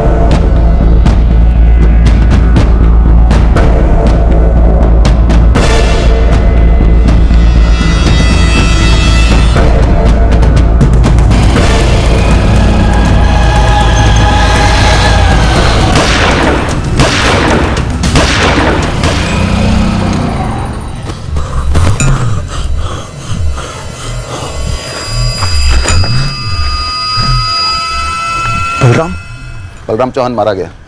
निशाना प्रकाश सिंह था। 6 साल पहले की बात। इस हमले का हिमांशु या उसके मौसा से कोई कनेक्शन था? वो तो पता नहीं साहब, लेकिन ये खबर हमें एक पुराने हिस्ट्री शीटर ने दी है। शूट आउट की लोकेशन प्रतापगंज है, तो किसी न किसी थाने में केस जरूर दर्ज हुआ होगा। गुप्ता, 2011 का केस है शूट आउट। निकलाओ केस फाइल। मैं क्राइम सीन के आसपास के सभी थानों से शुरुआत करता हूँ। असलम, पूरा जोर लगा अपनी सारी फौज लगा दो इस काम के पीछे। पता करो इस प्रकाश सिंह का हिमांशु से या उसकी बीवी सुहासिनी से या अनिता यादव या उसके पति शरद यादव से कोई भी कनेक्शन। रविंद्रनगर police station. बात सिर्फ लाइसेंस बंदूक की होती तो शायद हम प्रकाश सिंह के पीछे इतने हाथ धोकर नहीं पड़ते, पर डिस्प्यूटेड प्रॉपर्टी पर इस शूट आउट की खबर ने हमारे कान खड़े कर दिए। हम लगभग पक्का थे कि प्रकाश सिंह का हिमांशु के कत्ल के वक्त क्राइम सीन के आसपास होना महज एक इत्तेफाक नहीं था, पर इससे पहले कि प्रकाश सिंह की पूरी कुंडली हमारे सामने खुलती, हिमांशु के शूट आउट की साजिश का एक पन्ना हमारे हाथ लगा। कौन है संजय राजपूत? नया कॉला पंटर है, पर नारायण नगर में बतौर गुंडा उभर रहा है। हिमांशु तिवारी के मर्डर में इसकी कोई डायरेक्ट इन्वॉल्वमेंट है? डायरेक्ट इन्वॉल्वमेंट है कि नहीं ये तो पता नहीं, लेकिन इसका एक पुराना साथी है बंटी सिंह। मेरा बंदा उस बंटी सिंह से मिला था, तो बंटी सिंह बोला कि 16 सितंबर की सुबह से ये संजय राजपूत अंडरग्राउंड है। संजय और बंटी दोनों की डिटेल्स निकलवा और तुरंत भेजो।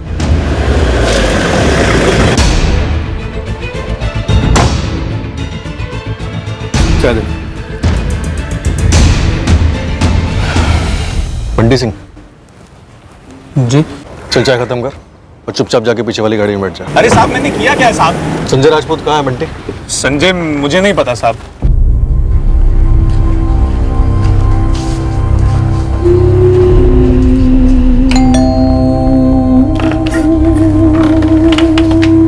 जी, मैं अनीता यादव। मतलब राजू चौधरी? मुझे आपसे कुछ बात करनी है।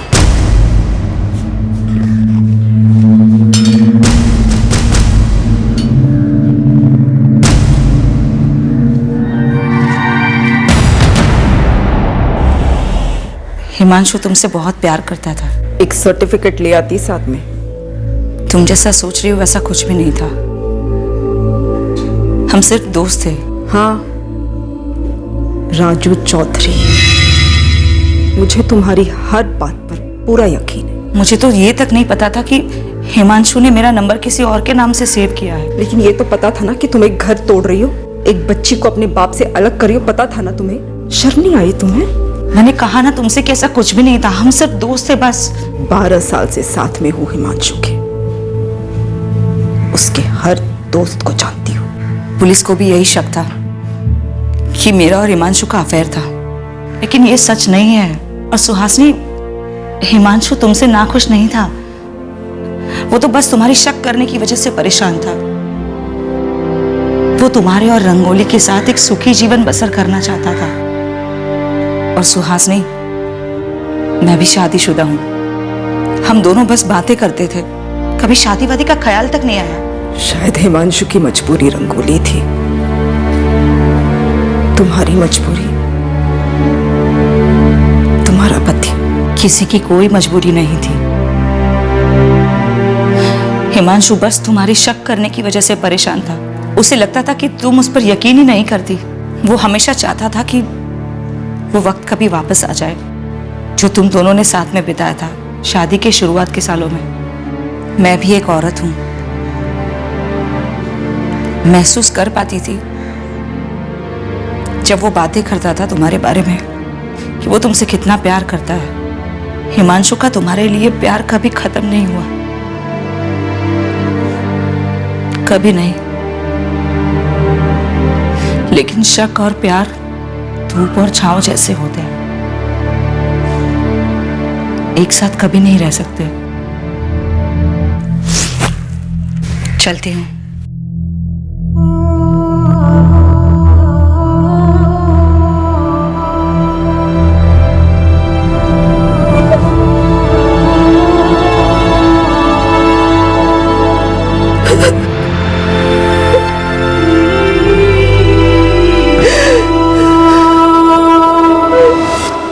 अरे साहब, दोबारा क्या देखना?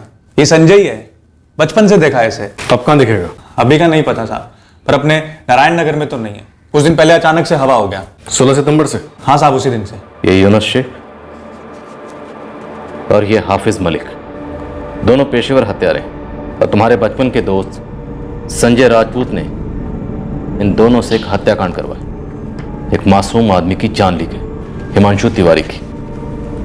और ये है हिमांशु तिवारी। हाँ साहब, ये अखबार में आया तो था, टीवी पर भी देखा था मैंने। साहब, फिर भी पुलिस के पास नहीं आया? अरे साहब, तब ध्यान नहीं आया। तेरा बचपन का दोस्त संजय राजपूत, जिसने गमछा पहना हुआ है, अखबार में इसकी फोटो देखी होगी, टीवी पर सीसीटीवी फुटेज दिखाई गई, सब कुछ देखने के बाद भी तो पुलिस के पास नहीं आया? साहब, मुझे क्या पता था वो इतनी जल्दी बीए पास हो जाएगा और मर्डर करने लग जाएगा। तेरे बीए में पीएचडी छोड़, और ये बता तू कौन से घराने का कलाकार है? हाँ? गुरु कौन है तेरा? साहब, मैं और संजय साथ में काम करते थे, हफ्ता वसूली करते थे ठेले वालों से। फिर वो साला संजय दुर्जन भैया के साथ काम करने लग गया और मुझे कभी मिलवाया भी नहीं। अब ये दुर्जन भैया कौन है? दुर्जन भैया ना भाई लोगों के भी भाई हैं, बॉस हैं वो। तेरे इस गुरु का गुरुकुल का है? साहब, फिलहाल तो आप लोगों के ही मेहमान है वो आज। सेंट्रल जेल से हुक्म चल रहा है, जब जब कोर्ट में पेशी होती है ना, संजय दौड़ा दौड़ा आता चरण स्पर्श करने उनके। तो सुपारी दुर्जन ने ली होगी और उसने आगे दी होगी संजय को। ये सब क्या हो रहा है मैडम? मेरा पीछा क्यों किया जा रहा है? ये क्या कह रहा है आपका खबरी? हर किसी से हथियार तान कर बात करते हो। पहले आप मुझे ये बताओ कि मुझ पे नजर रखने के लिए किसने सुपारी दी है आपको? पिद्दी सा हथियार क्या रख लिया जेब में? तमीज घर भूल आए हो। आप बैठे चुपचाप। सर, ये दुर्जन सिंह काफी कुख्यात गैंगस्टर है। 3 स्टेट्स में गैंग फैली है इसकी। 10 साल से जुडिशियल कस्टडी में, अनगिनत केसेस ठुके हैं इस पर। प्रकाश सिंह ने हिमांशु तिवारी का काम इस दुर्जन सिंह से ही करवाया होगा। सर, प्रकाश सिंह बाहर ही बैठा है। क्या बात है सर? आजकल आप लोग किसी सुनसान जगह नहीं ले जाते, यहीं पे थाने में एनकाउंटर कर देते हैं। इस हथियार का लाइसेंस सरकार ने तुम्हें अपनी हिफाजत के लिए दिया, बदतमीजी ने। पहले आप मेरे सवाल का जवाब दीजिए कि मुझ पे नजर क्यों रखी जा रही है? क्योंकि तुम हिमांशु तिवारी मर्डर केस में सस्पेक्ट हो। उस दिन तुम हिमांशु के पड़ोस में इत्तेफाक से मौजूद नहीं थे। इस पूरे हत्याकांड के मास्टरमाइंड तुम हो प्रकाश। क्या?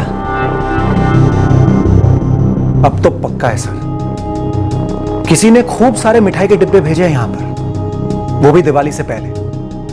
और आप लोगों से यह कहा है कि ये जो प्रकाश सिंह नाम का बंदा है ना, उसे बुरी तरह से फंसा दो। प्रकाश सिंह, तुम तक पहुंचने के लिए हमने बहुत पापड़ बेले, बहुत वक्त लगा हमें तुम तक पहुंचने में, पर देखो आखिरकार पहुंच गए ना। अब तुम्हारी पूरी हिस्ट्री हमारे सामने, और तुम्हारी हिस्ट्री के पन्नों पर बलराम चौहान का नाम भी शामिल है, वही काशी ठाकुर का गुंडा। काशी ठाकुर तो मारा गया 2009 के एनकाउंटर में, पर काशी ठाकुर के साथ तेरा बड़ा गहरा संबंध रहा है ना?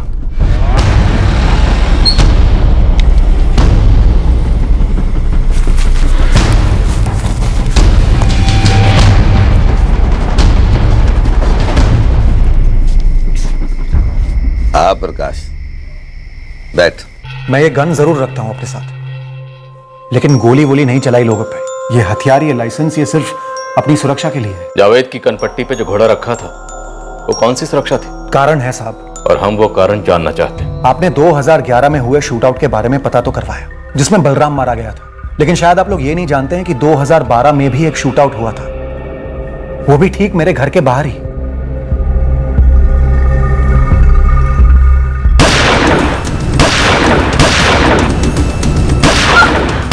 मीनाक्षी, मीनाक्षी अंदर जाओ, अंदर जाओ, दरवाजा बंद करो।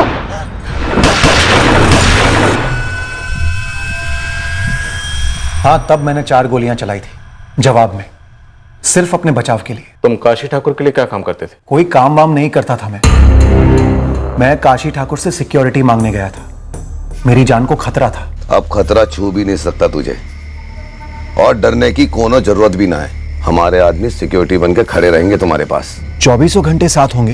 तेरी जो प्रॉपर्टी है वहां हमारा आदमी बलराम, ये बलराम अपना गोडाउन बनाएगा, हलचल रहेगी, लोगों का आना जाना रहेगा, उसमें तेरी सुरक्षा बनी रहेगी।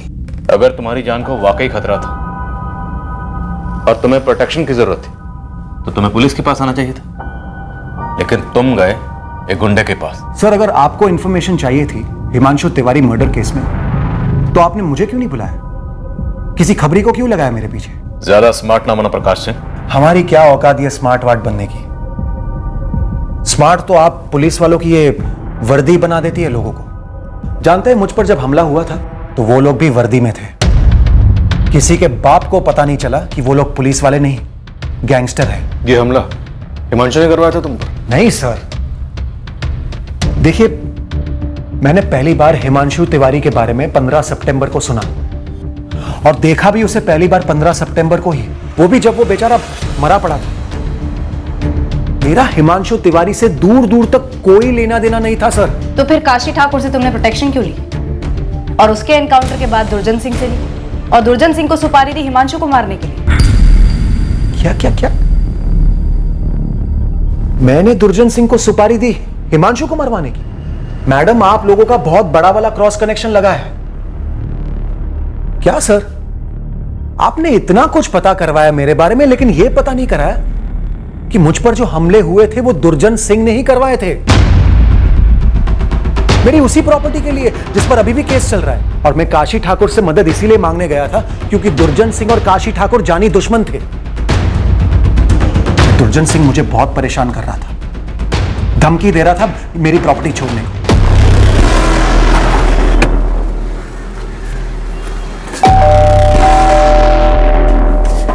क्या है?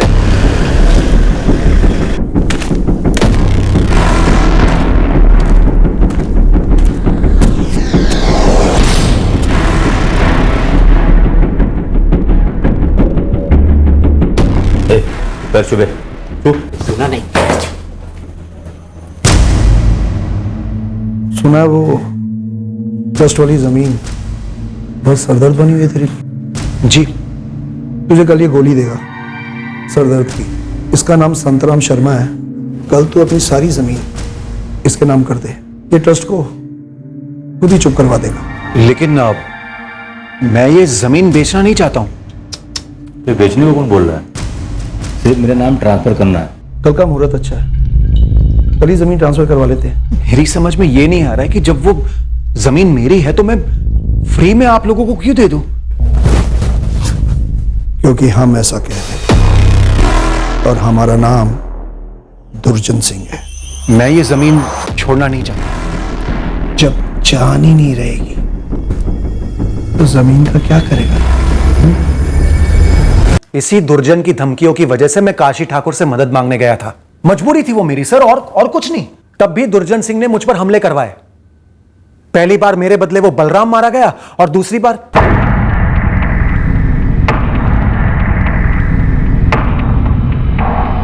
सर कहीं ऐसा तो नहीं कि इस बार भी दुर्जन मुझे और मेरे बदले वो हिमांशु?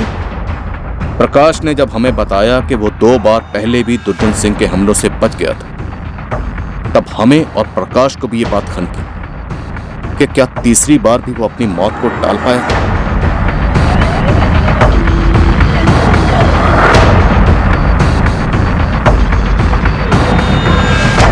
सर ये शूटआउट से एक दिन पहले का फुटेज है। ये फुटेज हमने पहले भी देखा, लेकिन तब हमारा फोकस प्रकाश पर नहीं था। ये प्रकाश रोज लगभग 2 बजे रीटा के घर जाता था और ठीक 4 बजे वहां से निकल जाता था, हिमांशु के निकलने से कुछ देर पहले। लेकिन 15 सितंबर को हिमांशु प्रकाश से कुछ देर पहले निकल गया था। और गुप्ता, फुटेज में एक चीज और नोटिस की, हिमांशु और प्रकाश दोनों की बाइक तकरीबन एक जैसी। सर 2011 का बलराम चौहान मर्डर केस और 2012 में शूटर्स ने पुलिस वर्दी में जो प्रकाश सिंह पर हमला किया था, इन दोनों केसेस में सभी शूटर्स गिरफ्तार हुए थे और दुर्जन सिंह ने कबूल किया था कि इन हमलों का मास्टरमाइंड वही है। तब तो इस मास्टरमाइंड से एक मुलाकात हमारी भी बनती है। दुर्जन सिंह की ऑफिशियल कस्टडी के लिए अर्जी दे दो। आपके कमिश्नर साहब कोई बड़ा इनकाउंटर किसी नए भर्ती हुए हवलदार को सौंपेंगे क्या? बस यही हमारे साथ हुआ। ये दूध भात संजय राजपूत टुच्चे से काम में भी गड़बड़ कर गया। कह रहा था 1 महीने से फील्डिंग लगाई है। भैया जी, प्रकाश सिंह हर दिन दोपहर 2 बजे अरिहंत कॉलोनी जाता है अपने वकील रीता से मिलने। रोज 27 दिन से पीछा कर रहा हूँ। और तो और बंदा इतवार को भी वहां पर गया था। अरिहंत कॉलोनी के बाहर का रास्ता एकदम सुनसान। आप मुहूर्त निकाल दो, प्रकाश सिंह को कल के कल ढूंढा। हमारी कोर्ट में अगली पेशी कब है? अगले हफ्ते भैया। 1 हफ्ता और उस पर नजर रख, पूरी रिपोर्ट दे।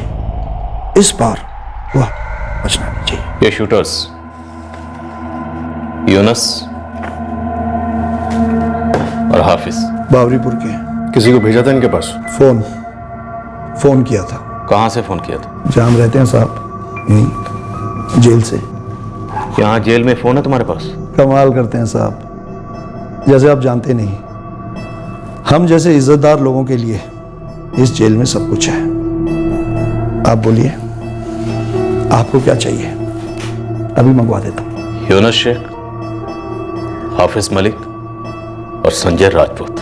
इन दोनों शूटर्स का तो पता नहीं है कहां है, लेकिन वो संजय राजपूत शानपुर में कहीं छुपा है। उठवा लो उसे।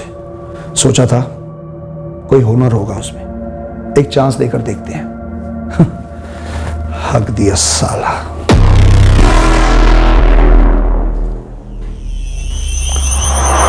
पंडित जी, एक फोन का इंतजाम कर दीजिए। कहाँ है गधे के बच्चे? भैया जी मिस्टेक हो गई मुझसे। अबे अंधे, तुझे उस आदमी और प्रकाश में कोई फर्क ही नहीं दिखा? मालिक, वो आदमी उसी वक्त निकला गेट से। दूर था, मुझे लगा प्रकाश सिंह है। कपड़े भी सेम पहने हुए थे, मैंने कर दिया इशारा।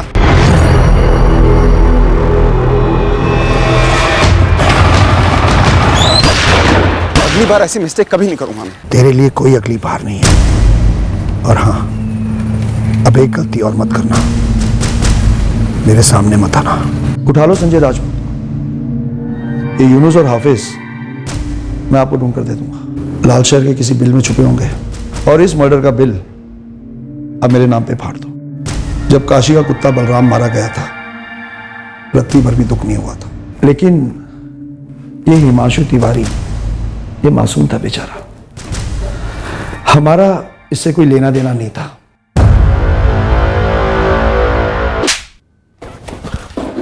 तुम्हारे जैसे लोग इस समाज के लिए दीमक है, कैंसर। एक ही इलाज है तुम लोगों का, एनकाउंटर। पर नसीब अच्छे हैं तुम्हारे कि हमारे हाथ कानून से बंधे। गलती मतलब? वो किसी और को मारने आए थे, लेकिन जिसने शूटर्स को इशारा करना था उसने पहचानने में गलती कर दी। उसने गलती से हिमांशु को अपना निशाना समझ लिया। पर किसे मारना चाहते थे वो लोग तो अपने टारगेट प्रकाश सिंह की दिनचर्या पर नजर रखे हुए थे। हिमांशु को तो वो जानते तक नहीं थे। काश उस दिन हिमांशु ने चाय खत्म की होती। थोड़ी देर के बाद घर से निकलते तो शायद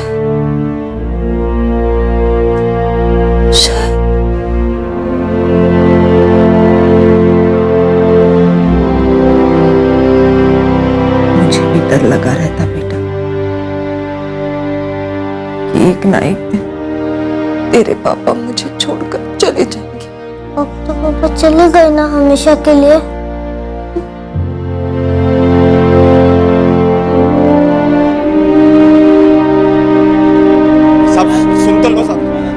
संजय राजपूत, जिसने दुर्जन सिंह के कहने पर प्रकाश सिंह को मारने का पूरा प्लान बनाया था, वो हमें शानपुर से मिला। और हाफिज मलिक, 2 शूटर्स में से एक हमें लाल शहर से मिला, और दूसरा शूटर यूनुस शेख भी बहुत जल्द हमारी गिरफ्त में आ गया।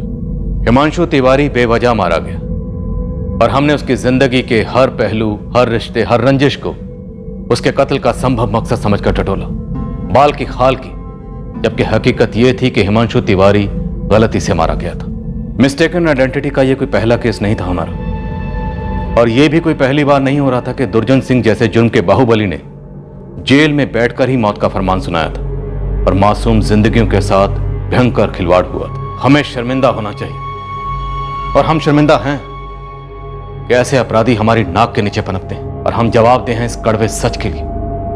यहां कानूनी प्रक्रिया कछुए की चाल से चलती है और छटे हुए बदमाश निरंकुश उधम मचाते हैं। हमें उन तमाम बेलगाम अपराधियों के दिलों में कानून का खौफ बिठाना हो, ताकि सामान्य जन समुदाय कानून और कानून के रखवालों पर पूरा भरोसा कर सके।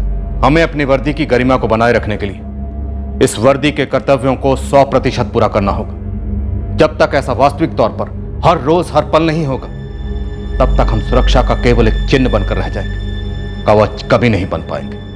कल रविवार 24 दिसंबर को हम क्राइम पेट्रोल सतर्क का एक नया केस आपके सामने पेश करेंगे।